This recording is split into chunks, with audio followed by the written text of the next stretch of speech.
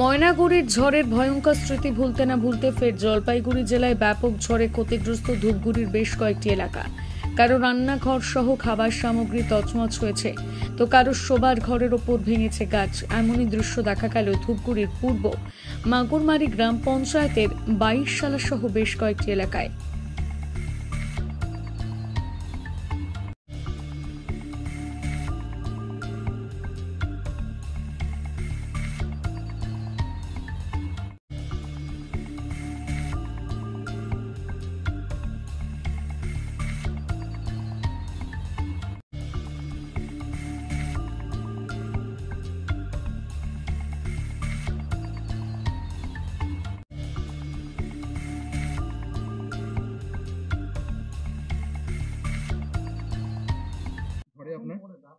ঝড়ে ঘর ভাঙছে, আতঙ্ক হয়ে গেছি, ভয়ে আমি শোয়ার ঘরে গাছ পড়ছে। এটা শিরিষ, কালো শিরিষ। গাছটা ওই যে ঝড় এমন একটা পাক দিল, ওই এক পাকেই এক মশরাই শেষ গাছ। ক্ষয়ক্ষতি এমনি হয় নাই, ঘরের ক্ষয়ক্ষতি হয়েছে। ঘর ভাঙছে।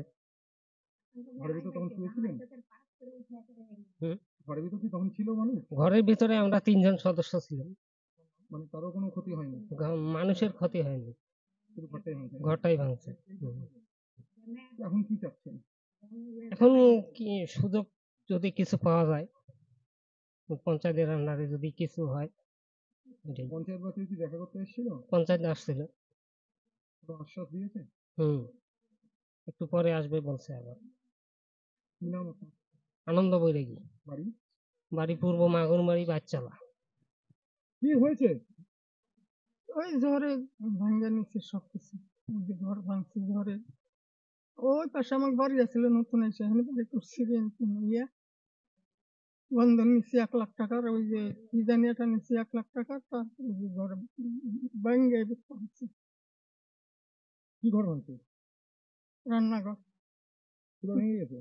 নতুন টিন গুনে ওই যে ভেঙে গেছে গাছ পুড়ে। কখন? ঝড়ের সময় রাত্রে। তারপর এখন কি ভাবছেন? কি করবো, আমরা গরিব মানুষ, ভাই না। পঞ্চায়েত আইছিল সকালে, পঞ্চায়েত যে কইলাম কি ব্যবস্থা করবেন করেন। তা আমি আর কি ব্যবস্থা করবো, টিন আইনে না গান, এই জন্য পঞ্চায়েত করবো। সরকারের কাছে কি সহযোগিতার দাবি করছেন নাকি? আমরা গরিব মানুষ, দিলে না ভালোই হয়, দাবি তো করবোই। কেউ আহত হয়েছে? না। কি নাম আপনার? রেনু বাবা। এটা কোন জায়গা? পূর্ব মাগুরমারি 22 চালা।